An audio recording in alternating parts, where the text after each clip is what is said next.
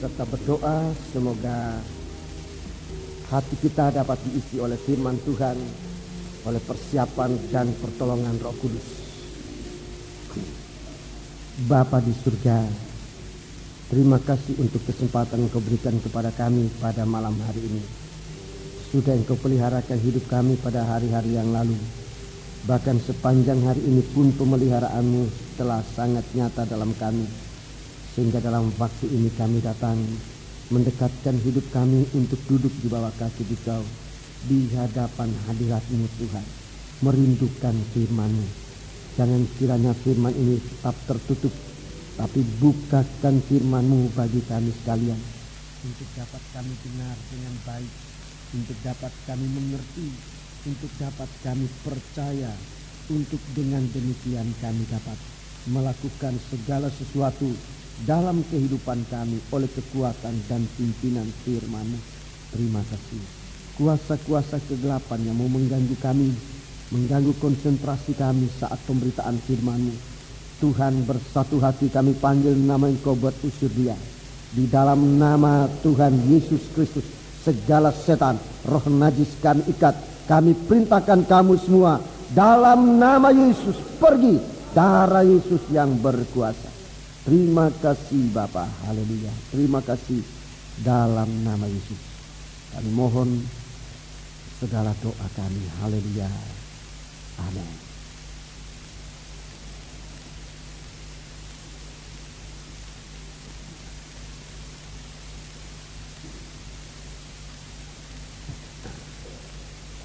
Saya menyampaikan selamat malam bagi seluruh sidang jemaat yang dikasihi Tuhan, disertai ucapan salam bahagia dan selamat dalam mendengarkan firman Tuhan di dalam nama Tuhan Yesus Kristus. Haleluya. Puji Tuhan. Duduklah dengan tenang dan saat ini kita akan bersama-sama mendengarkan firman Tuhan. Kita sudah memeriksa kitab Wahyu Fatsal yang keempat. Sekarang kita akan lanjut pada Fatsal yang kelima. Kitab Wahyu Fatsal yang kelima ini memang ada kaitan dengan Fatsal yang keempat. Dalam pengajaran tabernakel, Wahyu Fatsal yang kelima ini masih berada dalam tanda dari petinya, dari tabutnya peti perjanjian. Jadi masih merupakan tabut peti perjanjian. Dan ini bicara tentang gereja Tuhan yang menjadi tahta Allah di bumi ini, di mana gereja Tuhan akan diperintah oleh Tuhan dan dikuasai oleh Tuhan. Demikian dalam Fatsal 5 ini kita akan ikut bagaimana pengaruh kuasa Allah bagi kita sekalian sidang jemaat. Ikutlah pemberitaan firman Allah ini dengan tekun. Kita akan memeriksa dalam Wahyu Fatsal yang kelima ini.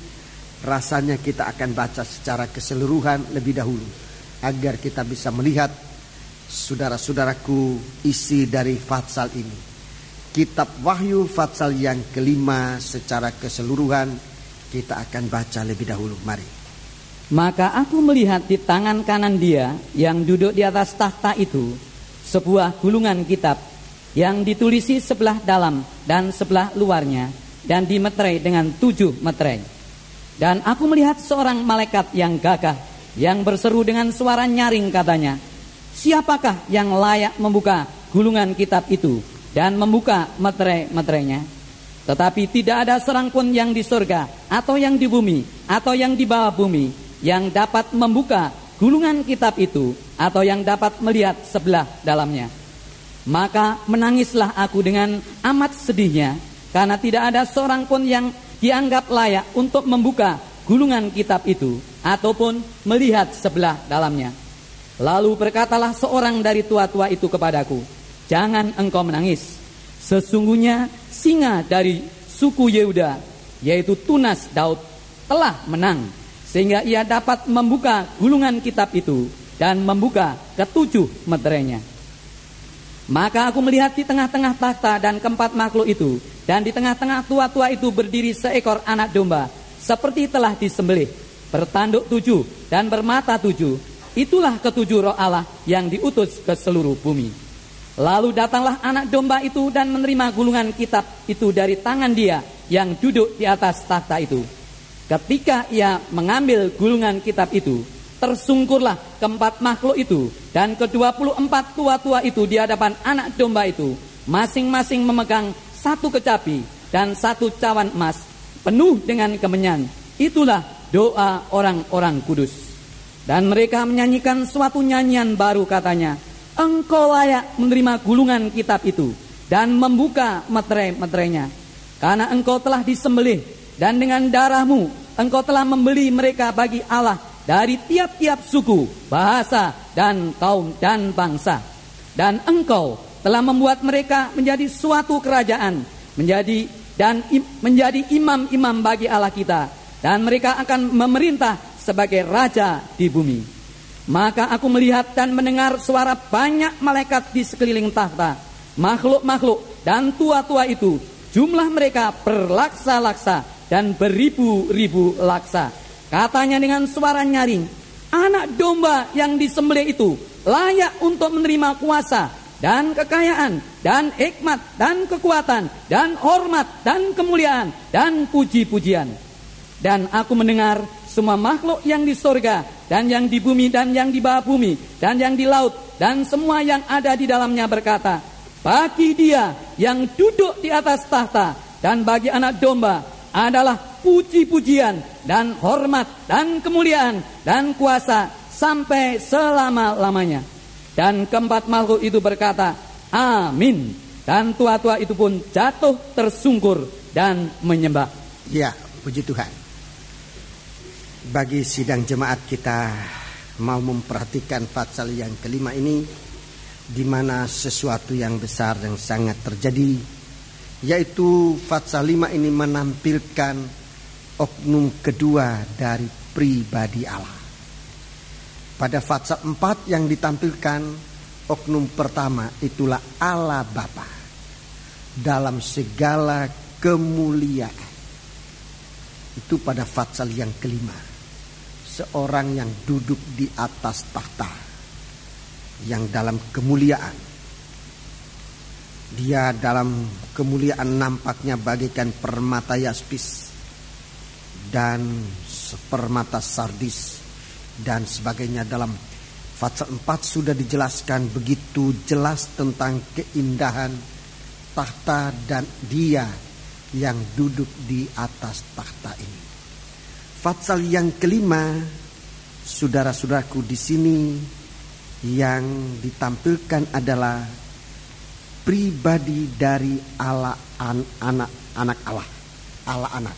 Ini oknum yang kedua dari pribadi Allah, Allah anak.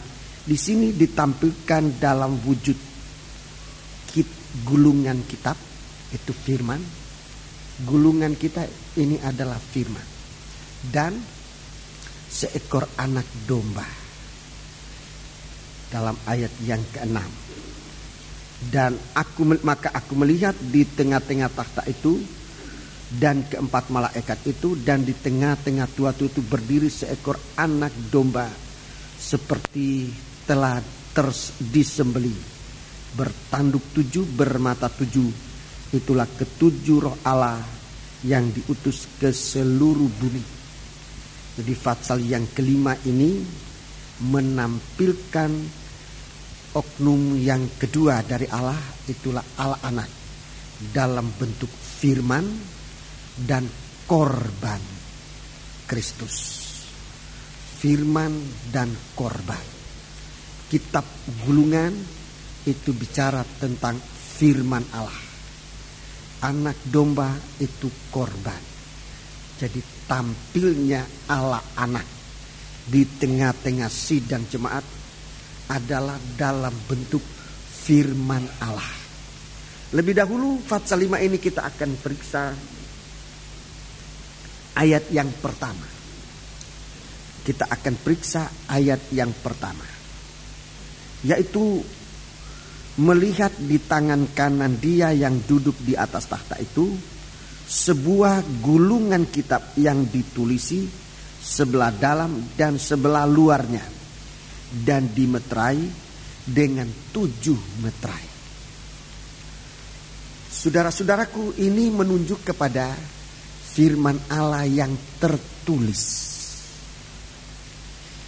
Firman Allah yang disebutkan di sini adalah firman Allah yang tertulis, yang di dalam kitab Injil Yohanes pasal 1 mulai ayat pertama dan ayat yang kedua kita sudah melihat tentang firman ini. Mari kita tidak mengapa membaca berulang kali apa yang sudah pernah kita baca. Pada mulanya adalah firman. Firman itu bersama-sama dengan Allah, dan firman itu adalah Allah. Iya. Ia pada mulanya bersama-sama dengan Allah. Iya. Jadi saudara-saudaraku, kita lihat jelas di sini bahwa apa yang ada di dalam tangan kanan dia yang duduk di takhta itu adalah gulungan surat atau gulungan kitab. Itu bicara tentang firman yang disebut di sini, Logos, firman yang berkuasa, firman dalam bentuk pengajaran, itu Logos. Jadi firman yang benar-benar disampaikan untuk baik dia berkuasa menciptakan, dia berkuasa dalam segala hal. Di dalam surat Timotius kita lihat sudah pekerjaan dari Logos ini. Surat Timotius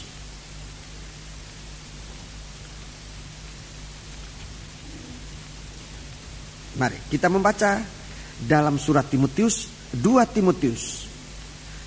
Timotius pasal yang ketiga.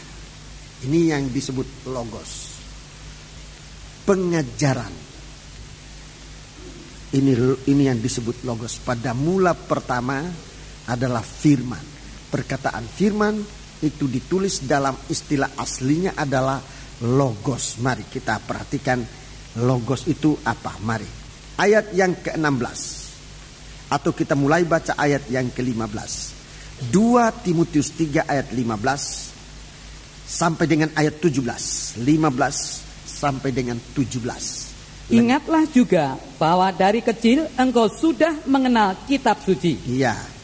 Yang dapat memberi hikmat kepadamu dan menuntun engkau kepada keselamatan oleh iman kepada Kristus Yesus. Jadi inilah firman Allah yang oleh kemurahan Tuhan sebahagian besar dari kita sudah mengenal sejak kecil, sekalipun di beberapa di antara saudara masih ada yang baru mengenal.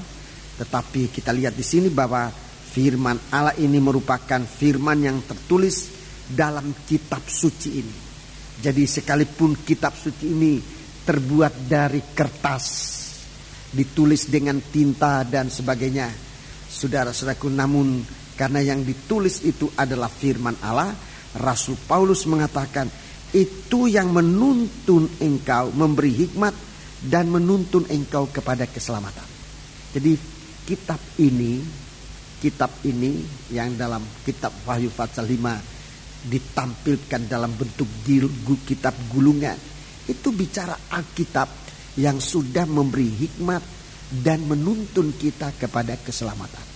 Menuntun kita kepada keselamatan dalam Yesus Kristus. Mari kita baca ayat 16. Segala tulisan yang diilhamkan Allah memang bermanfaat untuk mengajar. Segala firman, segala tulisan yang diilhamkan Allah memang bermanfaat untuk mengajar. Ini Logos, mengajar, apalagi untuk menyatakan kesalahan, untuk menyatakan kesalahan, untuk memperbaiki kelakuan, untuk memperbaiki kelakuan, dan untuk mendidik orang dalam kebenaran. 17. Dengan demikian tiap-tiap manusia kepunyaan Allah, ya, tiap-tiap manusia kepunyaan Allah diperlengkapi dengan setiap perbuatan baik. Keliru membacanya.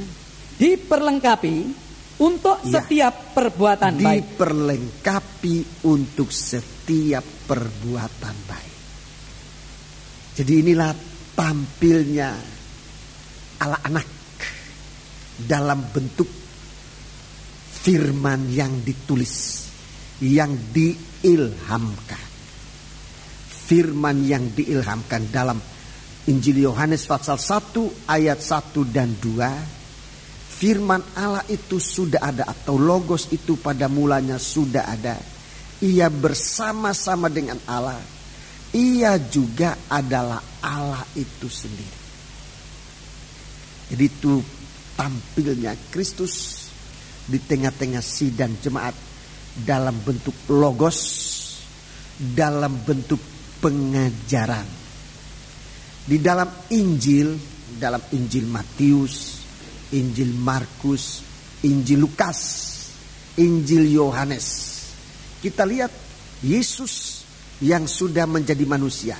Lebih dahulu kita baca Injil Yohanes pasal 1 ayat 14. Jadi supaya kita lihat, saudaraku, tampilnya Yesus di tengah-tengah sidang jemaat. Bagaimana tampilnya Yesus dalam sidang jemaat, supaya kita memperhatikan. Firman itu telah menjadi manusia. Firman itu telah menjadi manusia. Dan diam di antara kita. Dia diam di antara kita.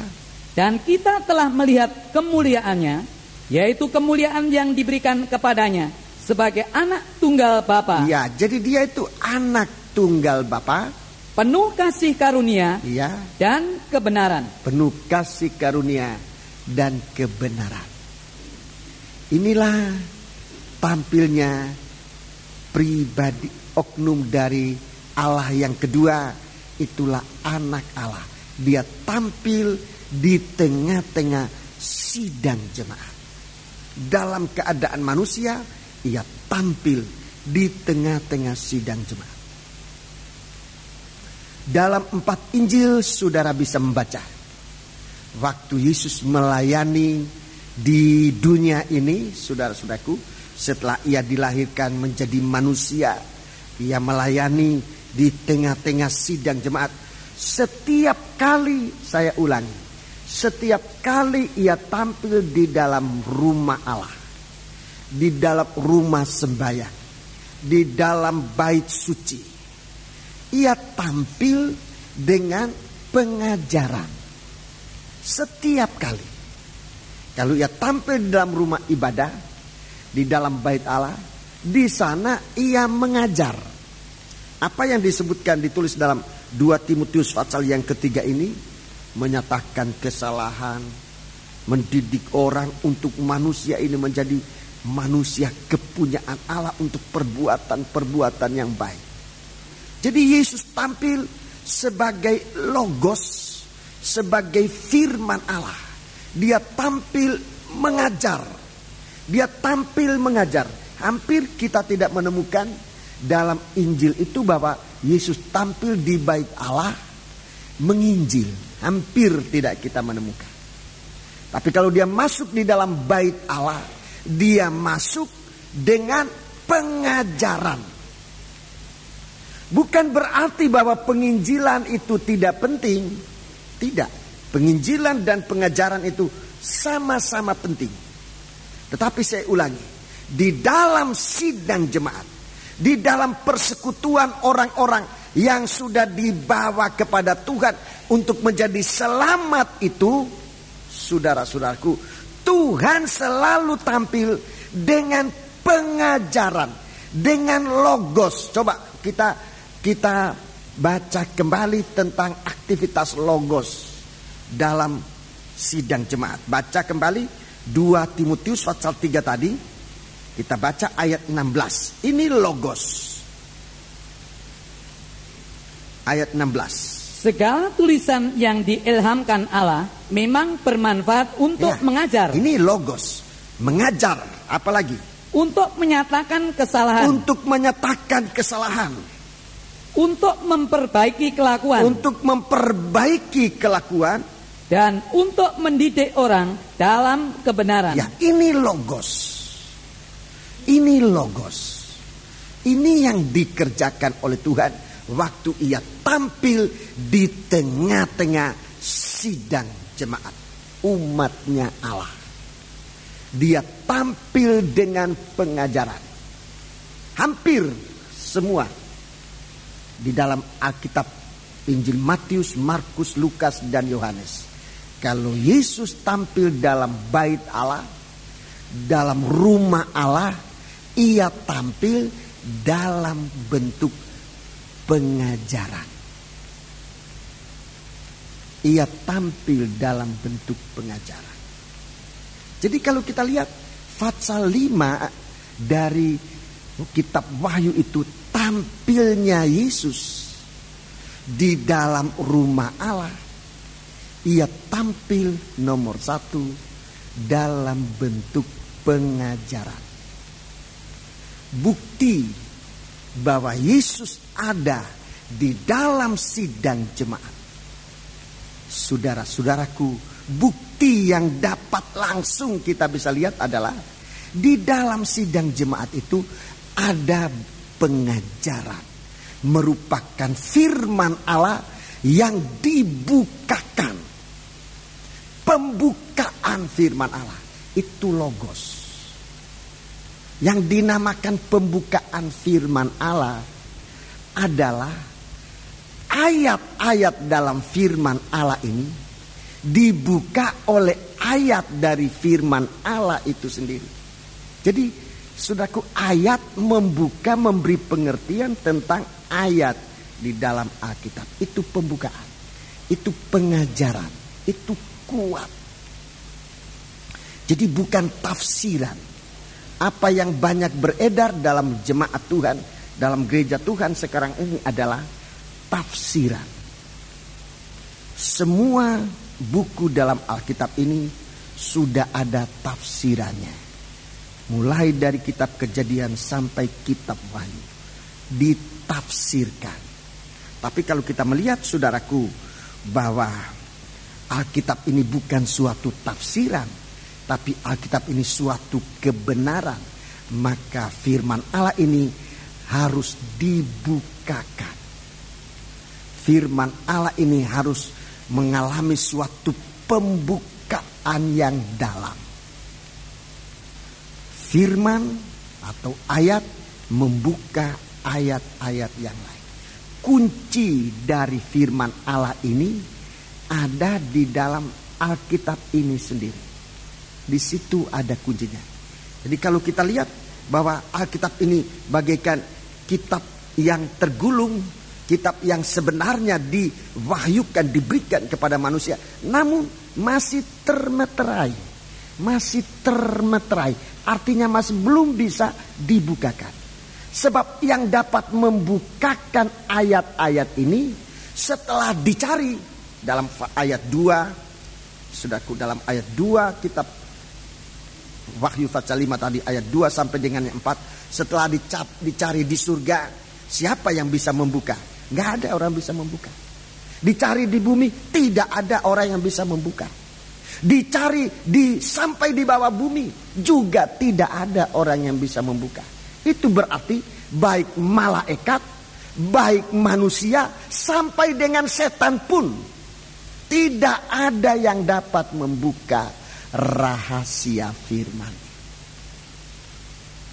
Coba baca kembali dalam kitab Wahyu pasal yang kelima tadi, bagaimana ketatnya. Ayat 3. Ayat 2, suatu seruan, siapa yang bisa membuka meterai dari kitab ini. Ayat 3. Tetapi tidak ada seorang pun yang di surga. Tidak ada seorang yang di surga. Siapa yang di surga? Yang di surga itu malaikat Allah. Tidak ada yang di surga yang dapat membuka. Terus. Atau yang di bumi. Atau yang di bumi. Tidak ada yang di bumi. Atau yang di bawah bumi. Atau yang di bawah bumi. Tidak ada yang bisa membuka. Terus. Yang dapat membuka gulungan kitab itu, atau yang dapat melihat sebelah dalamnya. Ya, atau yang dapat melihat sebelah dalamnya. Tidak ada orang dapat melihat. Tidak ada orang dapat membuka. Saya ulangi. Baik yang ada di surga, itulah para malaikat. Saya menghormati mereka sebagai hamba Allah, para malaikat. Baik yang di bumi, saya menghargai sesama umat manusia. Maupun setan. Itu yang di bawah bumi, di dalam neraka, itu setan. Setan pun yang sangat sombong itu tidak dapat membukakan firman Allah. Jadi kalau di dalam sidang jemaat terjadi suatu pembukaan firman, saya ulangi, kalau di dalam sidang jemaat terjadi pembukaan firman, kesalahan dinyatakan, itu pembukaan firman. Siapa yang tahu isi hati orang? Siapa yang tahu satu persatu isi hati dan apa yang sudah dilakukan, apa yang ada di hati manusia? Siapa yang bisa tahu? Tapi kalau dalam pemberitaan firman itu dinyatakan dalam bentuk pengajaran, itu berarti bahwa di dalam sidang jemaat itu ada logos, ada firman Allah yang dibukakan bukan oleh malaikat, bukan oleh manusia, juga bukan setan, tapi oleh Tuhan itu sendiri. Itu bukti bahwa di dalam kebaktian itu ada Tuhan Yesus Kristus. Itu buktinya sekarang, saudara-saudara. Dulu, di zaman dulu, Yesus kelihatan dalam wujud seorang manusia yang ada di tengah-tengah manusia. Bisa dilihat di jamaah, bentuk wujud lembaga seorang manusia yang namanya Yesus. Sekarang wujud itu dalam bentuk pengajaran firman.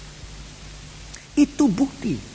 Kalau itu sudah kita bisa rasakan atau alami, baik pengalaman kita sendiri atau pengalaman orang lain, bagaimana dia mengalami, keadaannya bisa dijelaskan, kesalahannya dinyatakan. Apa pendeta mesti tanya dulu, si A punya kesalahan apa, baru berkhotbah? Kan tidak mungkin. Tetapi di dalam suatu pemberitaan firman, kesalahan-kesalahan itu dinyatakan. Itu bukti bahwa di dalam gereja itu, di dalam sidang jemaat itu ada Tuhan yang membukakan firman, logos. Jadi tidak usah main tuduh, oh barangkali istri saya sudah cerita keadaan saya kepada pendeta, atau suami saya, atau si A, atau si B. Saudara-saudaraku, selama ini di dalam kebaktian ini yang ditampilkan adalah firman Allah. Adalah firman Allah. Saudara, supaya kita menghormati Tuhan, supaya kita jangan salah paham terhadap firman Allah, terhadap Tuhan. Kalau kesalahan kita dinyatakan, itu kasih Allah. Sebab dalam 2 Timotius pasal 3 tadi ayat 16, kita itu mau diperbaiki oleh Tuhan. Kelakuan kita itu mau diperbaiki. Kita mau dipakai oleh Tuhan untuk perbuatan-perbuatan baik. Kita sedang dibentuk oleh Tuhan untuk sesuatu perbuatan-perbuatan yang baik.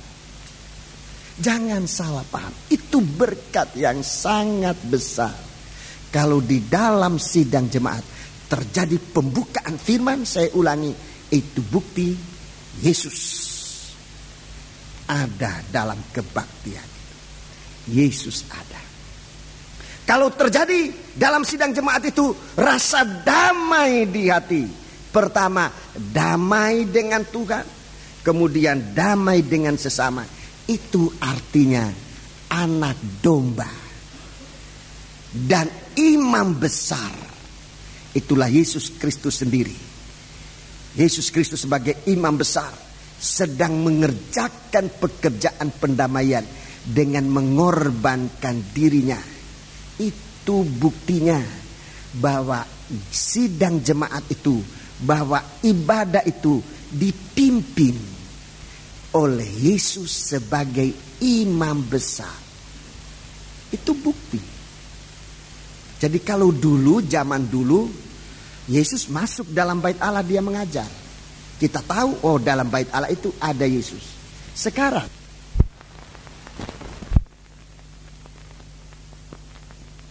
saya ulangi, buktinya adalah kalau di dalam jemaat itu ada logos,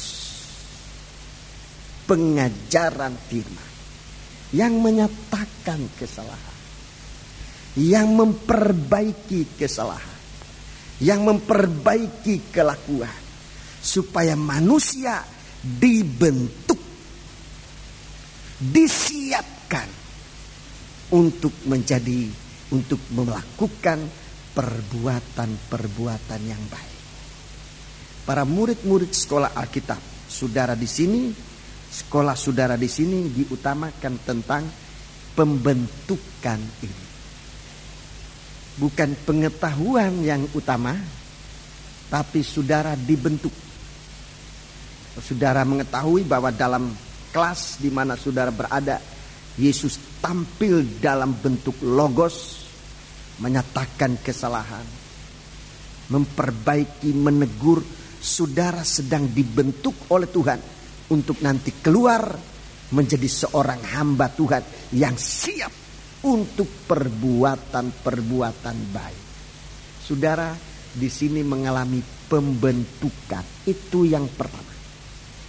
Jadi saudara-saudaraku, bagaimana Tuhan hadir dalam sidang jemaat. Sebagai satu contoh saya tunjukkan kepada saudara bagaimana Yesus tampil dalam sidang jemaat dengan logos. Coba dalam Injil Lukas pasal 13. Ini sebagai contoh. Injil Lukas pasal 13. Injil Lukas pasal yang ke-13. Ini contoh.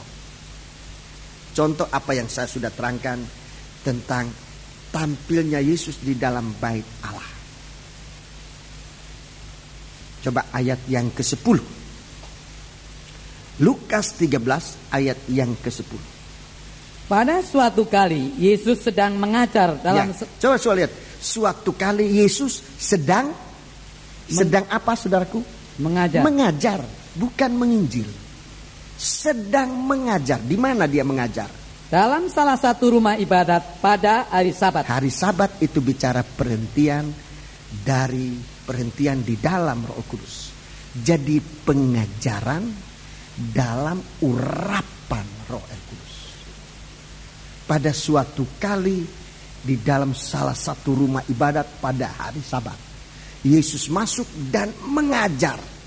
Kalau saudara membaca Alkitab ini, saudara akan menemukan hampir setiap kali Yesus dalam bait Allah, dia mengajar, menyatakan yang salah, memperbaiki kelakuan, mempersiapkan manusia-manusia kepunyaan Allah untuk perbuatan-perbuatan baik.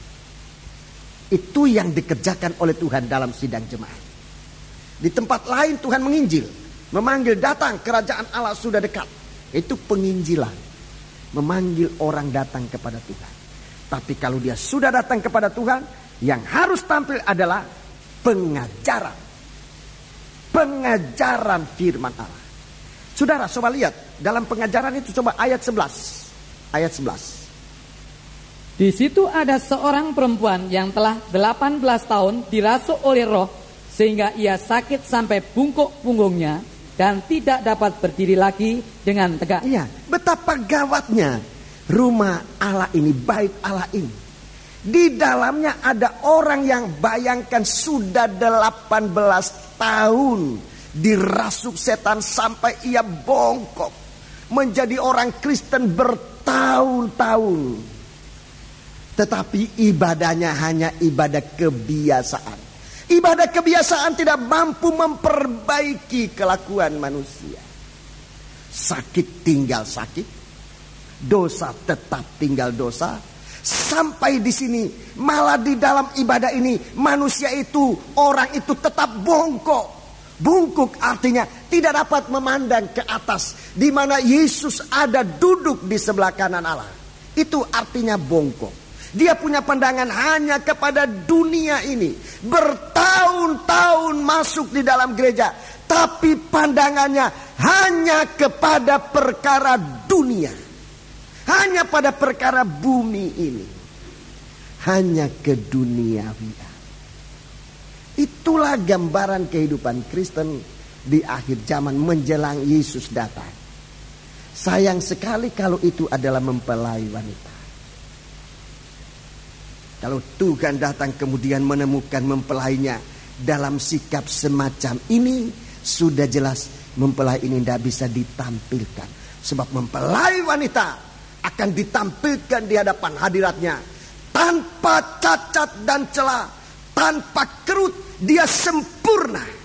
Tapi kalau Di sini seorang wanita, seorang perempuan dalam keadaan semacam ini, saya mohon maaf kepada saudara-saudara yang dalam keadaan cacat tubuh.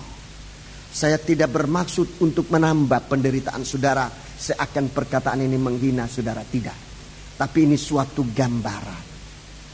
Suatu gambaran bagaimana Tuhan mengerjakan kehidupan kita ini.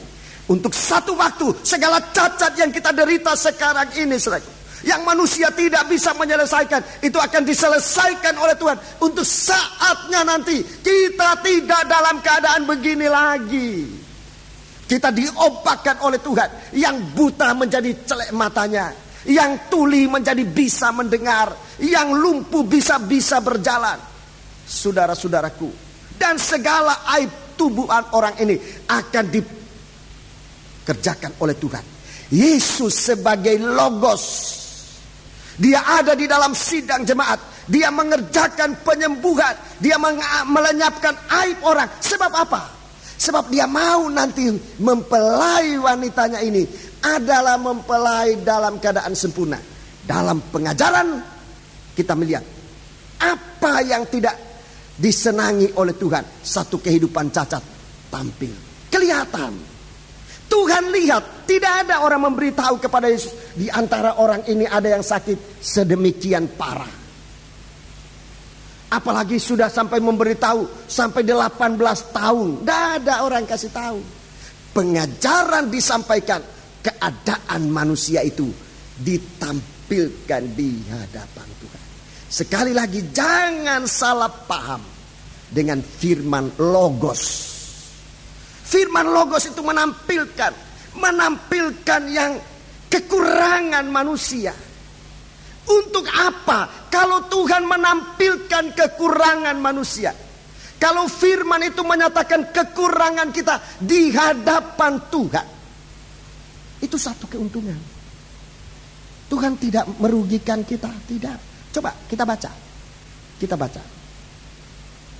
Ketika Yesus melihat perempuan itu. Melihat perempuan itu. Ketika Yesus melihat perempuan itu. Ketika firman Tuhan telah disampaikan. Itu artinya Tuhan melihat kita. Tuhan bicara tentang keadaan kita, itu satu bukti bahwa Tuhan sedang melihat kita. Kalau Tuhan bicara tentang nikah kita yang tidak beres, itu berarti Tuhan melihat keadaan nikah kita yang tidak beres. Sekalipun dia dari luar kelihatan semua serba bagus. Apa yang dipandang oleh manusia banyak kali bisa dikelabui. Tapi kalau Allah melihat, Ia melihat sampai pada perkara-perkara yang tersembunyi. Kalau firman Allah menunjukkan kesalahan kita, itu berarti, saya ulangi, itu berarti Allah sedang melihat kita. Dalam pengajaran firman, dalam satu sidang jemaat di mana saya melayani, saudaraku, saya pernah mengalami bagaimana satu keluarga intelek, sebab mereka sarjana, suami itu sarjana, mereka orang pandai. Secara luar orang tidak mungkin tahu bahwa mereka suami istri itu sudah bertahun-tahun tidak saling omong. Sudah bertahun-tahun.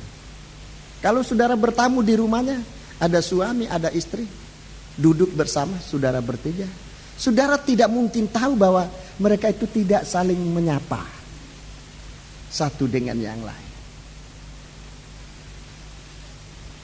Jadi secara luar kelihatan indah, kelihatan bagus, tinggal satu rumah. Tidak ada orang tahu. Di waktu firman Tuhan, saudara-saudaraku, disampaikan, mulai dari istri, suami, dilihat oleh Tuhan. Apa yang orang lain tidak tahu, kelihatan rumah tangga kita seperti begitu indah, begitu bagus. Tetapi ukuran firman bagaimana? Coba kita bawa nikah kita di mana ada Logos, di mana Yesus sedang mengajar. Dia sedang mau memperbaiki segala kesalahan. Jangan kita ragu-ragu dan takut untuk kemudian menjauh dari pengajaran firman. Takut nanti kelihatan kesalahan kita. Lihat, kalau kesalahan kita kelihatan, apa yang dilakukan oleh Tuhan? Ia memanggil. Ia memanggil. Coba ayat 12. Ketika Yesus melihat perempuan itu, ia memanggil dia. Ia memanggil dia. Dan berkata kepadanya, Hei ibu, Hai penyakitmu telah sembuh. Penyakitmu telah sembuh. Kalau saudara merasa bahwa apa yang menjadi sandungan, kesalahan dalam hidup, dalam ibadah, dalam rumah tangga, dalam nikah, dalam pelayanan, ada sesuatu ada suatu sandungan, kesalahan yang sudah menyandung saudara, menyandung orang lain, yang mungkin tidak kelihatan secara jelas oleh orang-orang lain, tapi Tuhan bicara. Itu artinya Tuhan sedang menyembuhkan engkau. Tuhan memanggil. Tuhan memanggil. Ini yang pertama. Tuhan memanggil. Panggilan yang lebih mendalam. Dan kalau orang itu mendengar panggilan dan perempuan itu datang kepada Yesus, Tuhan berkata, ibu, penyakitmu telah sembuh. Pengajaran bukan menambah masalah. Seringkali kita pikir kalau firman Allah bicara menambah masalah yang kita tidak mungkin lakukan. Tapi kalau kita lihat di sini, kalau Tuhan datang dalam kita dengan firman-Nya untuk menyatakan kesalahan kita, Dia datang bukan untuk menambah persoalan, bukan menambah rusak keadaan kita, tetapi Dia menyembuhkan sebelum kita mohon kepada Dia. Ibu, penyakitmu sudah sembuh. Tidak ada orang yang kasih tahu kepada Yesus orang ini sakit apa. Sebab yang menjadi penyakitnya adalah ia dirasuk oleh setan. Dia dirasuk oleh setan. Ini yang sangat gawat. Si setan itu membuat orang ini tidak sempat memandang Kristus. Sekalipun dia berada di dalam bait Allah, dia tidak sempat melihat Yesus duduk di sebelah kanan Allah. Dia orang Kristen, dia rajin kebaktian, tetapi dia dikuasai oleh roh yang jahat. Dia tidak bisa mengangkat kepala memandang Kristus yang duduk di sebelah kanan Allah. Kasihan. Kristen semacam ini banyak sekali. Di dalam pengajaran, dalam logos, Tuhan memperhatikan justru yang dalam keadaan semacam. Dia memanggil. Dia memanggil. Sesudah dipanggil, coba. Lalu ia meletakkan tangannya atas perempuan itu. Meletakkan tangan atas perempuan itu. Dan seketika itu juga berdirilah perempuan itu dan memuliakan Allah. Jadi Yesus nomor satu melihat. Jadi logos itu mengetahui kesalahan kita. Melihat. Nomor dua, ia memanggil. Itu firman Allah. Itu masih firman Allah. Memanggil. Tuhan mau menyatakan kasih sayang. Kita dipanggil. Malah Tuhan meletakkan tangan. Kalau coba di sini ada seorang hamba Tuhan yang sangat dipakai oleh Tuhan. Kalau kita saja dapat jabat tangan dengan dia, kita sudah bahagia. Apalagi ini dipanggil khusus seorang yang boleh dikatakan dari antara yang lain, dia itu yang paling menderita, yang mungkin paling disisihkan, yang mungkin paling tidak mendapat kesempatan dalam setiap pertemuan. Tapi kali ini dia dipanggil khusus. Dia dijamah oleh Tuhan. Dia dijamah oleh Tuhan. Dia diberkati oleh Tuhan. Jadi firman logos ini dia melihat, dia memanggil, dia menjamah. Itu artinya firman Allah itu ditetapkan dalam hati. Dijamah itu artinya firman Allah itu dipermanenkan dalam kita. Dan firman yang permanen dalam kita itu yang mengerjakan, memperbaiki segala keadaan kita. Yang tadi Saudara-saudaraku, bungkuk bukan cuma sembuh. Bukan cuma sembuh. Sembuh itu setannya pergi. Tetapi dia diperbaiki untuk ditampilkan dalam kondisi yang sangat prima. Tanpa cacat dan celah. Dijamah. Disempurnakan oleh Tuhan. Untuk satu waktu bisa masuk dalam tubuh yang akan ditampilkan oleh Yesus di hadapan hadiratnya tanpa cacat dan celah. Itulah Logos. Itulah Logos. Saudara-saudara. Jadi kita lihat tampilnya Yesus dalam sidang jemaat sejak dulu dan sampai saat ini. Tidak penting apa katanya orang tentang hidup kita dulu. Sebelum bertemu dengan Logos. Sebelum bertemu dengan Yesus. Sebagai firman Allah yang tertulis dalam kitab gulungan. Yang berada dalam tangan Allah. Sebab begitu kita bertemu. Begitu kita kena firman. Begitu kita mendengar panggilannya. Untuk direnovasi oleh Tuhan. Kita mengalami satu kehidupan yang dirubah oleh Tuhan untuk tampil dalam satu bentuk yang lain. Bentuk yang sesuai dengan penciptaan Allah pada awal mulanya. Itulah pengajaran firman. Itu yang ditampilkan dalam kitab Wahyu pasal 5. Di dalam sidang jemaat yang adalah tabutnya peti perjanjian. Di sana ada Logos. Di sana ada kitab gulungan. Di sana ada pengajaran. Di sana ada pengajaran. Kalau saudara datang ke sini dan kemudian mungkin saudara menemukan pengajaran, saudara-saudaraku, begitu keras. Sebab firman ini keras, dia menyatakan yang salah. Banyak kali orang tidak bisa tahan. Kemudian dengan berbagai-bagai alasan untuk meninggalkan firman Allah itu sendiri. Keliru. Suatu kekeliruan. Sebab kita lihat sebenarnya kalau kesalahan kita dinyatakan, langkah selanjutnya Tuhan memanggil kita lebih dekat kepada Dia. Lebih dekat untuk menerima penyembuhan. Dalam 2 Timotius pasal 3, memperbaiki kelakuan. Dia sedang memanggil kita. Dia mau menyembuhkan kita.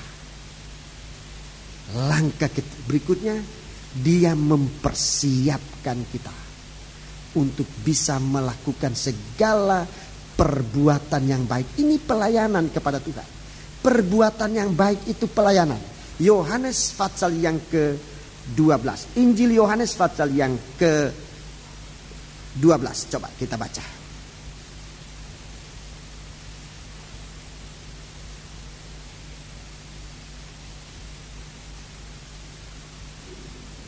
Injil Yohanes pasal yang ke-12.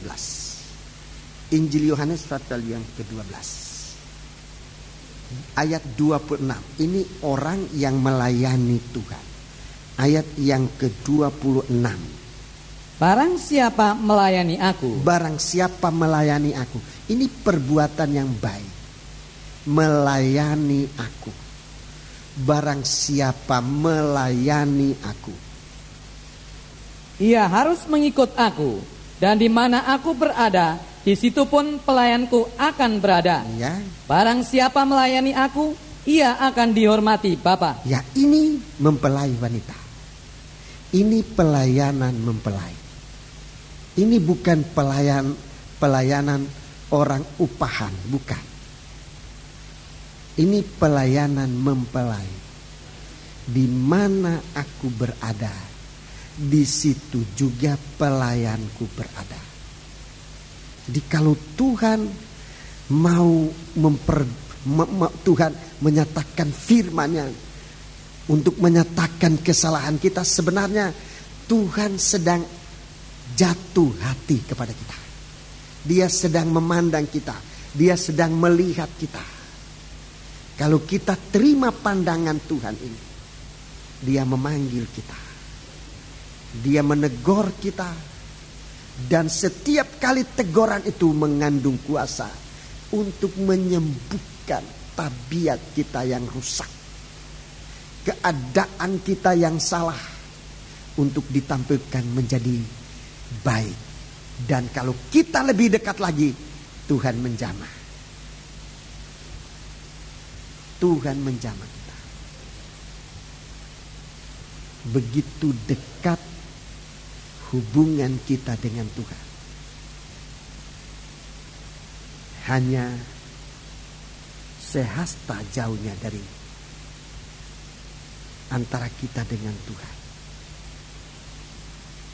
Hanya selangkah. Kalau kita sempat dijamah, itu artinya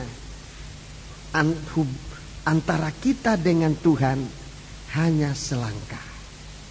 Langkah yang terakhir ini harus kita gunakan merupakan langkah pelayanan. Untuk menyatu dengan Dia. Kalau Dia sudah meletakkan tangan kita, Dia menetapkan firman-Nya dalam kita.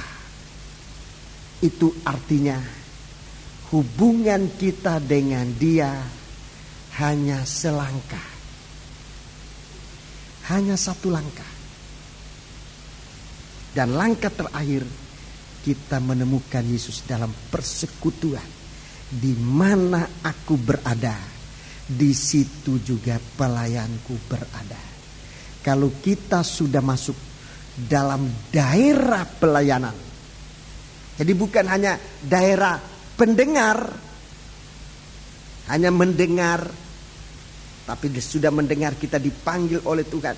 Tuhan mau dekatkan kita untuk masuk dalam pelayanan. Pelayanan kita kepada Tuhan harus merupakan langkah terakhir. Hanya selangkah. Susah ataupun senang dalam pelayanan, itu hanya selangkah. Tidak lama, umpamanya toh kita mengalami penderitaan dalam pelayanan. Rekan-rekan hamba Tuhan, pelayan-pelayan dalam ladang Tuhan, kita hanya selangkah. Selangkah ini jangan kita buat yang tidak baik lagi. Sebab kalau selangkah ini kita buang, kita akan berada pada langkah yang lain. Raja Daud pada langkah yang terakhir. Raja Daud pada satu waktu dia dikejar. Dia begitu terpuruk. Dia begitu tersudut. Sampai dia mengatakan, hanya selangkah antara aku dengan maut. Hanya selangkah antara aku dan maut. Hanya selangkah antara aku dan maut. Begitu dekat. Saya coba cari ayatnya jika saya mungkin bisa menemukan dalam surat 1 Samuel. Saudara yang mungkin sudah menemukan, tolong menyebutkan supaya kita menggunakan waktu secepat mungkin. Ya, 1 Samuel pasal yang ke-20. 1 Samuel pasal yang ke-20. 1 Samuel pasal yang ke-20. Daud punya pelayanan melayani Raja Saul. Pelayanan terhadap Raja Saul. Coba kita baca ayat 3. Tetapi Daud menjawab katanya, ya. Ayahmu tahu benar bahwa engkau suka kepadaku. Ya. Sebab itu pikirnya, tidak boleh Yonatan mengetahui hal ini, nanti ia bersusah hati. Iya, perhatikan. Namun demi Tuhan yang hidup dan demi hidupmu, hanya satu langkah jaraknya antara aku dan maut. Kalau selalu dia melayani Saul, selama dia bertahan melayani Saul, saudara-saudaraku, hanya selangkah antara Daud dengan maut. Daud tidak bodoh. Dia duduk dalam pelayanan terhadap Saul yang penuh dengan hawa nafsu daging, dengan ambisi, dengan emosi, dengan segala kedengkian, iri hati. Itulah pelayanan daging. hanya selangkah antara aku dengan maut. Itu pelayanan. Itu pelayanan, saudara-saudara. Sama di dalam istana. Pelayanan di dalam istana. Tapi pelayanan Daud terhadap Saul itu pelayanan yang jaraknya hanya selangkah masuk pada maut. Pelayanan kita pada perkara dengan cara-cara dunia, saudara-saudaraku, pelayanan yang membawa kita lebih dekat dengan maut hanya selangkah antara aku dan maut.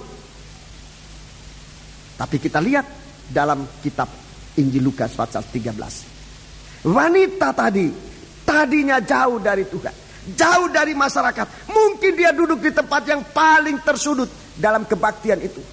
Tetapi Tuhan punya mata bisa menerawang sampai dimanapun yang manusia tidak mampu melihatnya. Yesus bisa melihat dengan firman-Nya. Dia memanggil supaya lebih dekat. Sementara ia datang, penyakitnya sedang disembuhkan oleh Tuhan. Tapi begitu dia berada pada jarak yang hanya selangkah, pada langkah yang terakhir dalam panggilan Tuhan, langkah yang terakhir, Tuhan dapat menjamah dia. Langkah yang terakhir bukan langkah kepada maut. Pelayanan kita kepada Tuhan, berbuat baik melayani Tuhan, bukan langkah terakhir untuk masuk kepada maut. Tapi langkah kita yang terakhir dalam melayani Tuhan adalah langkah pertama untuk kita masuk di dalam kebahagiaan bersama dengan Raja di atas segala raja dalam kerajaan Allah yang kekal. Jangan gunakan langkah terakhir untuk masuk dalam maut. Tapi biar kita gunakan langkah terakhir kita di bumi ini.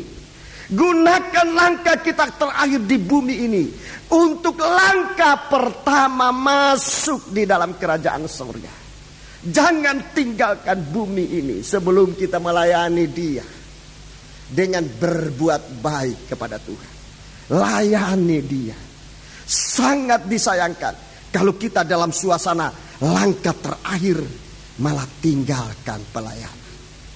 Langkah yang terakhir jadikan langkah pertama untuk masuk dalam kerajaan 1000 tahun. Langkah terakhir kita di bumi ini harusnya merupakan langkah terakhir untuk kita masuk dalam kerajaan Allah. Kerajaan 1000 tahun.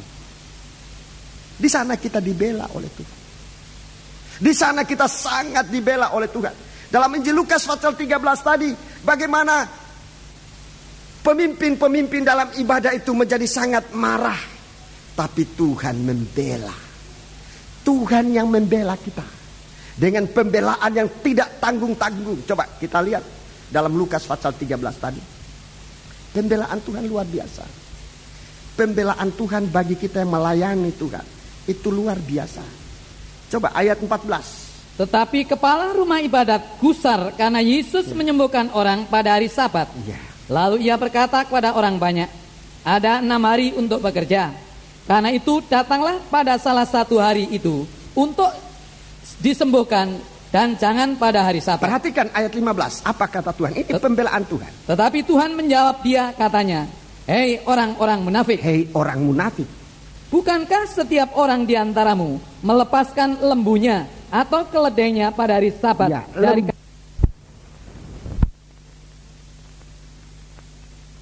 keledai ini bicara bangsa kafir. Jadi bangsa Israel, bangsa kafir mendapat kesempatan yang sama untuk melayani Tuhan pada langkah terakhir kita di bumi ini. Coba mari kita lihat langkah kita terakhir di bumi ini, saudara-saudara. Coba saudara sendiri yang mengetahui dengan Tuhan. Kalau langkah itu langkah untuk kepada maut, cepat robah langkah itu. Seperti Daud, sekalipun ia bekerja di istana, itu bukan kedudukan yang biasa. Daud dia bekerja di istana dengan posisi yang sangat baik. Dia begitu dekat dengan Raja Saul dan bahkan berbuat banyak jasa terhadap Raja Saul. Tapi kalau itu langkah maut, Raja Daud, saya gunakan bahasa Indonesia, mengambil langkah 1000. Langkah 1000 itu artinya lari. Dia lari dari situ. Dia tidak pertahankan satu langkah itu sekalipun. Dia adalah seorang pegawai yang mendapat prioritas banyak. Tapi di balik prioritas itu, maut sudah menanti dia. Dia tidak mau, dia begitu pandai melihat. Dan dia lari dari hadapan Saul.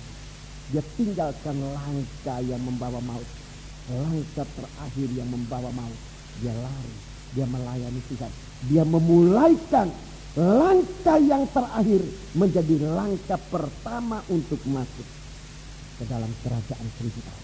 Melayani Tuhan di bumi ini, saya ulangi, langkah pertama masuk dalam kerajaan 1000 tahun. Langkah pertama.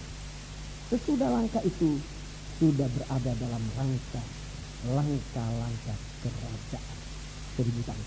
Sabat. Langkah-langkah pada hari Sabat. Hari Sabat itu tahu itu hari yang ke-7, itu tahun yang ke-7000, itu kerajaan 1000 tahun. Damai dan sentosa. Di sana baik lembu maupun keledai. Lembu itu gambaran dari bangsa Israel, keledai itu gambaran dari orang kafir. Coba baca lanjut. Tetapi Tuhan menjawab, dia katanya, orang-orang munafik, bukankah setiap orang di antaramu melepaskan lembunya atau keledainya pada hari Sabat dari kandangnya dan membawanya ke tempat minuman? Iya, terus? Bukankah perempuan ini yang sudah 18 tahun diikat oleh iblis harus dilepaskan dari ikatannya itu karena ia adalah keturunan Ibrahim? Iya, dia adalah keturunan Ibrahim. Sudah 18 tahun dia dibelenggu oleh setan. Terus? Dan waktu ia berkata demikian, semua lawannya merasa malu dan semua orang banyak bersuka cita karena segala perkara mulia yang telah dilakukannya. Ya, terima kasih. Jadi sudah kita lihat pembelaan Tuhan. Bukan hanya sekedar pembelaan, tapi di dalam pembelaan Tuhan terkandung pemeliharaan Tuhan buat hidup kita sekarang ini. Dalam pembelaan Tuhan terkandung pemeliharaan Tuhan buat hidup kita sekarang ini, saudara-saudara. Dengan suatu kepuasan. Di sini ditulis memberi minum. Minum itu bicara tentang kepuasan. Kalau makan bicara tentang tumbuh dan kekuatan. Tapi minum itu kepuasan. Itu pelayanan Tuhan. Kita mengalami suatu kepuasan. Itu pelayanan Tuhan. Itu pembelaan Tuhan dalam kehidupan kita. Kalau kita hidup di dunia ini mendapat apa saja dan kita bisa puas dengan apa yang kita terima. Puas dengan makanan yang kita makan, puas dengan pakaian yang kita pakai, puas dengan apa keadaan kita yang kita terima merupakan berkat dari Tuhan. Itu upaya yang besar daripada kita menerima segala sesuatu yang ada di dunia ini tidak puas. Makan ini tidak puas. Ada makanan lain lagi kita coba tidak puas. Terus betapa menderita hidup itu dan sebagainya. Jadi saudara-saudaraku, jaminan yang Tuhan berikan kepada kita sekarang, kita dipuaskan oleh Tuhan dengan apa yang kita terima dari Dia. Puas. Dan kalau kita puas, kita ada ketenangan untuk menyembah Dia. Kita ada ketenangan untuk berbakti kepada Dia. Kita ada ketenangan untuk melayani Dia. Ini upah. Ini pembelaan Tuhan. Sebab di dalam ketenangan ini, setan tidak bisa menggoda kita. Setan tidak bisa menggoda orang yang dalam keadaan puas, dipuaskan oleh Tuhan. Setan tidak bisa menggoda. Eva tidak puas. Segala sesuatu buah yang di taman Eden ini boleh engkau makan dengan bebas. Boleh engkau makan buahnya dengan bebas. Eva Hawa tidak puas. Dalam keadaan tidak puas, setan bisa menggoda dia. Menggoda apa? Apa yang digoda? Kesetiaan. Setan menggoda kesetiaan dari Hawa dan Adam. Mereka jatuh. Apa sebab banyak orang meninggalkan Tuhan? Sebab tidak puas. Sebagai hamba Tuhan, saya merasa sangat berbeban dengan hal ini dalam pelayanan terhadap sidang jemaat. Sebab kalau saya lihat perkembangan dari gereja Tuhan di hari-hari ini, bukan hanya di sini tapi di mana-mana, banyak anak-anak Tuhan keluar dari gereja karena tidak puas. Buat saya ini suatu beban. Saya mohon kerjasama dari sidang jemaat dan berdoa bersama-sama kita supaya dalam pelayanan ini, dalam ibadah, kita mengalami kepuasan. Sebab yang melanda gereja Tuhan di hari-hari ini adalah ketidakpuasan. Sebagai seorang hamba Tuhan, saya harus mengakui, saya harus menyadari bahwa ketidakpuasan dalam sidang jemaat banyak tergantung juga, atau sedikit banyak tergantung dari pelayanan kami hamba-hamba Tuhan yang memang tidak memuaskan. Itu saya harus mengakui di hadapan Tuhan untuk diperbaiki oleh Tuhan. Supaya pelayanan di hari-hari langkah terakhir merupakan langkah pertama untuk masuk kerajaan Tuhan. Merubah keadaan-keadaan yang tidak memuaskan. Baik dalam menyampaikan firman, dalam bertindak, dalam bersikap. Banyak hal-hal yang tidak memuaskan. Dan dalam kesempatan ini saya harus mohon maaf, mohon ampun kepada saudara-saudara sekalian dan juga kepada kita. Kita lihat dalam sidang jemaat banyak ketidakpuasan. Oleh sebab itu, jemaat banyak yang keluar dari sidang jemaat. Bukan cuma di sini, di mana-mana. Mereka kemana? Ada yang kembali ke dunia. Dia pikir di dunia ada kepuasan. Di dunia tidak ada kepuasan. Apa yang dia temukan di dunia ini bagaikan fata morgana saja. Kelihatan puas, tetapi tidak punya wujud kepuasan. Ada yang banyak lari kemana? Ke tempat di mana setan mengumpulkan orang-orangnya dengan pengajaran-pengajaran yang bukan dari Allah, tetapi hanya untuk memuaskan. Dalam 2 Timotius pasal 4, waktu-waktu kemudian orang akan meninggalkan pengajaran yang sehat dan mereka pergi mencari guru untuk memuaskan telinga. Coba 2 Timotius 4. 2 Timotius pasal 4. 2 Timotius pasal yang keempat. Ini arah pelarian dari orang-orang. Jadi memang kalau orang keluar dari sidang jemaat itu, yang salah orang itu sendiri salah sebab dia tidak mau diperbaiki, itu salahnya dia. Tetapi kami juga harus mengoreksi diri sebab memang banyak kali dari pihak hamba Tuhan tidak mengadakan pelayanan firman yang baik, yang sungguh, yang bisa dapat dinikmati. Kalau dia sudah menyampaikan firman Tuhan yang benar, tapi orang masih tidak mau puas, itu karena dia tidak mau ditegur, dia tidak mau dinasihati. Itu kesalahan orang itu, bukan kesalahan pendeta. Bukan kesalahan pendeta. Kalau pendeta sudah menyampaikan firman dengan betul, tetapi orangnya itu masih mempertahankan keinginannya dan pergi, itu bukan pendeta punya kesalahan. Kesalahan orang itu sendiri.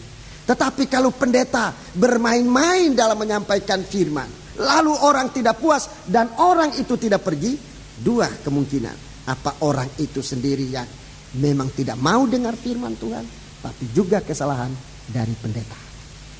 Jadi dua-dua kita harus periksa. Tidak sepenuhnya pendeta yang salah, tidak sepenuhnya anggota sidang jemaat yang salah.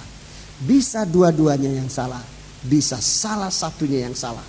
Bagaimana kita periksa masing-masing kehidupan kita.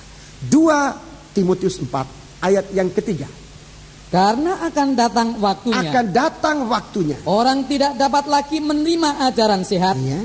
Tetapi mereka akan mengumpulkan guru-guru menurut kehendaknya untuk memuaskan keinginan telinganya. Ya, jadi mencari kepuasan. Tetapi yang dia cari bukan di tempat firman, air kehidupan, air yang jernih. Tetapi mereka pergi ke tempat yang lain untuk mendapat kepuasan. Ayat yang keempat. Mereka akan memalingkan telinganya dari kebenaran dan membukanya bagi dongeng. Membukanya bagi dongeng. Oleh Tuhan dikatakan ini suatu kejahatan. Ini kejahatan bukan kejahatan orang dunia. Ini kejahatan anak Tuhan. Ini kejahatan yang dilakukan oleh orang Israel.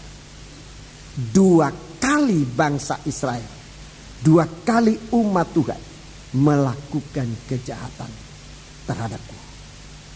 Yeremia 2 ayat 13. Yeremia pasal 2 ayat yang ke-13. Sudah lihat kejahatan itu.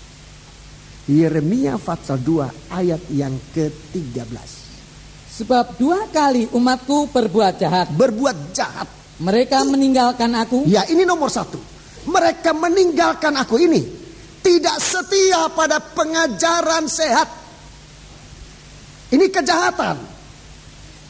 Kalau di dalam sidang jemaat sempat disampaikan pengajaran yang benar berdasarkan Alkitab, tetapi orang masih tidak mau terima, ini kejahatan. Ini kejahatan. Bukan kejahatan orang dunia, kejahatan umat Tuhan. Kejahatan orang dunia mencuri, itu kejahatan orang dunia. Semoga anak-anak Tuhan tidak ada lagi yang mencuri, yang korupsi dan sebagainya. Sebab itu kejahatan orang dunia. Kejahatan anak Tuhan menolak firman. Itu kejahatan. Lebih jahat dari mencuri. Sebab menyakitkan hati Tuhan. Nah, Tuhan berkata 2 kali umatku melakukan kejahatan. Mereka tidak setia pada pengajaran yang sungguh-sungguh. Mereka tidak setia lagi pada firman Allah yang benar, yang murni. Mereka tidak lagi dapat menerima ajaran sehat. 2 kali umatku melakukan kejahatan. Pertama ini, mereka tidak mau menerima ajaran sehat. Kedua, sebab 2 kali umatku berbuat jahat. Mereka meninggalkan aku, sumber air yang hidup. Itu kejahatan pertama. Untuk menggali kolam bagi mereka sendiri. Menggali kolam bagi mereka sendiri. Itu kejahatan yang kedua. Lari dari pengajaran yang murni, pengajaran yang sehat. Pergi kepada pengajaran nabi-nabi palsu. Ajaran yang tidak sehat.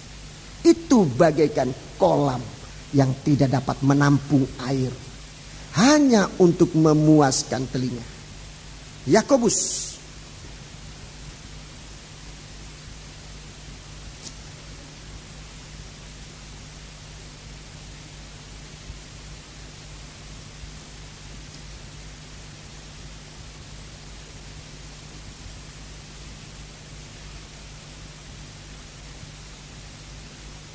pasal yang pertama.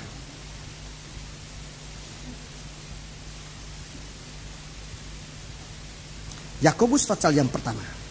Surat Yakobus pasal pertama, lebih dahulu kita membaca di dalam ayat yang ke-12. Berbahagialah orang yang bertahan dalam pencobaan. Berbahagialah orang yang bertahan dalam pencobaan. Sebab apabila ia sudah tahan uji, ia akan menerima mahkota kehidupan yang dijanjikan Allah kepada barang siapa yang mengasihi dia. Ya, percobaan dalam ketidakpuasan dia bisa bertahan. Jadi tidak mengambil langkah untuk begitu saja meninggalkan Tuhan. 2 Petrus pasal yang kedua. 2 Petrus pasal yang kedua. Ayat yang ke-17.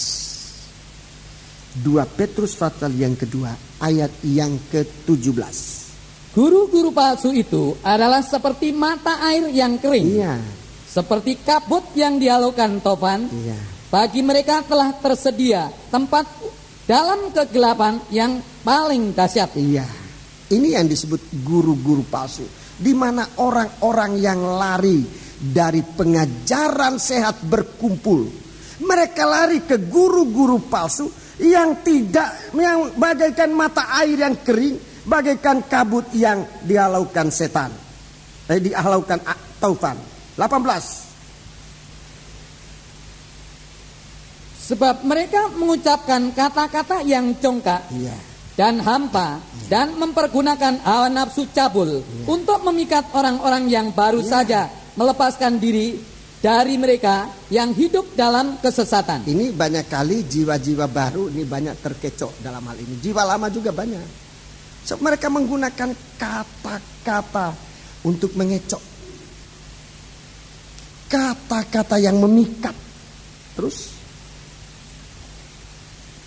ini ciri-ciri dari ajaran-ajaran yang tidak sehat itu, ayat 19. Mereka menjanjikan kemerdekaan kepada orang lain, Iya, mereka menjanjikan kemerdekaan pada orang lain. padahal mereka sendiri adalah hamba-hamba kebinasaan. Mereka sendiri hamba kebinasaan. Karena siapa yang dikalahkan orang, ia adalah hamba orang itu. Iya, terus Sebab jika mereka yang oleh pengenalan mereka akan Tuhan dan Juru Selamat kita, Yesus Kristus, telah melepaskan diri dari kecemaran-kecemaran dunia, tetapi terlibat lagi di dalamnya, maka akhirnya keadaan mereka lebih buruk daripada yang semula. iya, terus Karena itu bagi mereka adalah lebih baik jika mereka tidak pernah mengenal jalan kebenaran daripada mengenalnya, tetapi kemudian berbalik dari perintah kudus yang disampaikan kepada mereka. Iya. Bagi mereka cocok apa yang dikatakan peribahasa yang benar ini. peribahasa yang benar ini.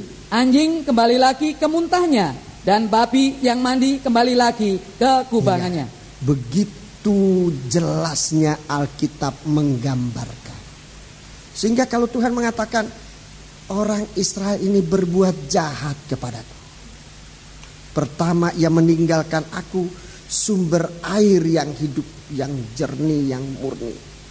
Lalu pergi ke, maafkan saya gunakan istilah ini, kepada anjing-anjing dan babi-babi. Tinggalkan Tuhan, lari ke anjing, ke babi. Ini saya ngeri juga menggunakan istilah ini. Tetapi itulah yang terjadi di akhir zaman ini. Manusia lari ke situ. Tinggalkan Allah, pergi bertuhankan pada anjing-anjing dan babi-babi. Itu guru-guru palsu. Rasul Petrus gambarkan seperti najisnya anjing. Orang yang tidak puas dengan pengajaran firman, dia lari ke situ, berguru kepada ini. Najisnya babi-babi, ganasnya anjing-anjing. Makanya Tuhan katakan, bangsa Israel ini umatku berbuat jahat. Berbuat jahat. Di akhir zaman akan datang waktunya semacam. Sebab itu biar kita sadar, mendengarkan firman Allah yang melihat keadaan kita, yang mengangkat ke permukaan di hadapan Dia tentang keadaan kita. Bukan untuk menghukum kita, tapi untuk memanggil kita, untuk dikerjakan oleh Tuhan menjadi lebih baik, supaya kehidupan kita lebih dekat mengalami tumpangan tangan. Itu artinya kalau ditumpangin tangan itu gak bisa jauh-jauh. Kalau begini saya gak bisa tumpangin tangan saudara. Tapi kalau saudara selangkah lagi dekat, bisa. Begitu juga dengan Tuhan. Kalau kita menjauh dari Tuhan, kita tidak kena tumpangan tangannya. Tapi kalau kita mendekatkan diri kita kepada Tuhan, Dia menumpangkan tangannya atas kita, dan kehidupan kita disiapkan merupakan langkah pertama untuk masuk dalam kerajaannya yang kekal. Sebab itu biar langkah ini kita pilih. 2 langkah. Kita hidup di dunia ini tidak terlalu lama lagi. Apapun keadaan saudaraku, tidak terlalu lama. Langkah yang terakhir ini kemana? Raja Daud, dia tahu persis kalau ia melayani Saul, langkahnya kepada maut. Kalau dia lari dari Saul, dia pergi kepada Yesus. Dia melayani Tuhan, melayani kehendak Allah. Kerajaan Daud, tahta Daud dikekalkan oleh Tuhan selama-lamanya. Begitu dia tinggalkan Saul, dia masuk pada langkah pertama, dan untuk selanjutnya pada langkah-langkah kerajaan yang kekal. Puji Tuhan. Saya tidak ingin memperpanjang firman Allah ini, tapi sebagai nasihat bagi kita sekalian, pilihlah langkah terakhir, langkah dalam kerajaan. 1000 tahun langkah di dalam Yerusalem baru. Puji Tuhan. Kita bangkit berdiri. Kita bangkit berdiri dan kita datang kepada Tuhan. Para pelayan perjamuan suci segera tampil ke depan.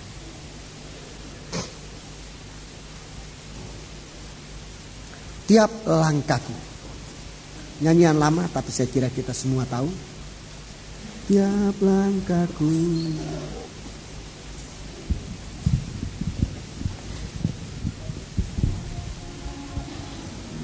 Saudara yang masih ingat nyanyian ini, nyanyi agak keras.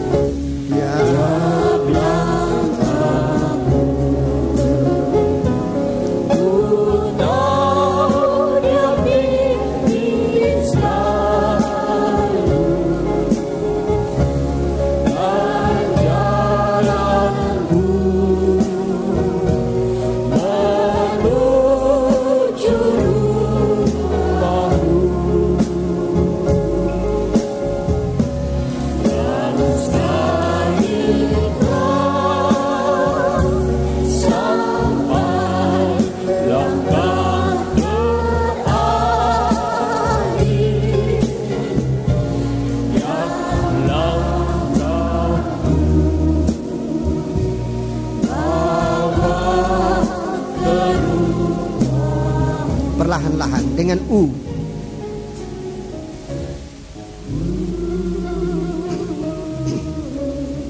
Sebab adalah kasih karunia jika seorang karena sadar akan kehendak Allah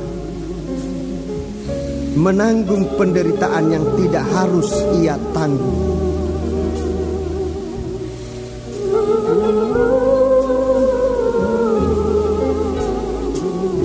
Haleluya.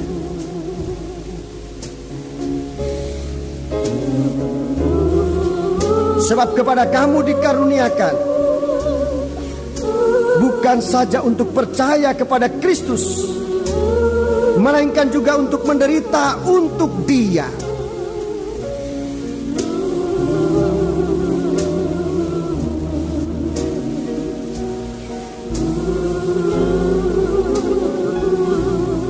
Kur dengan U perlahan-lahan.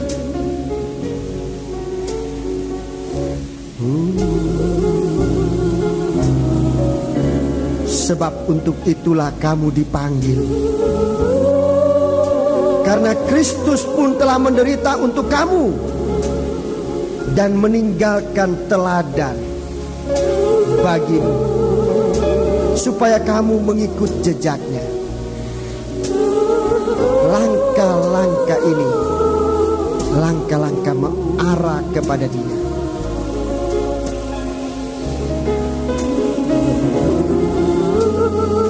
Sebab dahulu kamu sesat seperti domba, tapi langkah terakhir sekarang kamu telah kembali kepada gembala dan pemelihara jiwa. Angkat tanganmu dua ke atas. Lakukan nyanyian ini sebagai suatu ketetapan bagimu sendiri. Biar tiap langkah kita langkah di atas warisan karena darah anak domba Allah. Haleluya. Haleluya. Haleluya. Haleluya.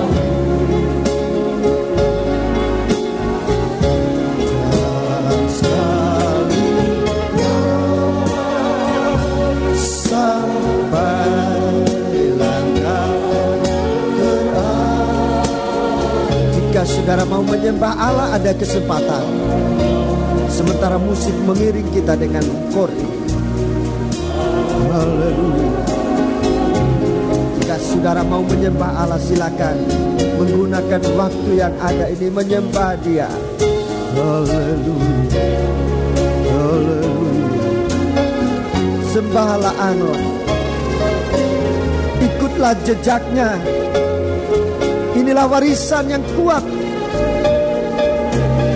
yang membawa kita kembali kepada Dia. Gembala agung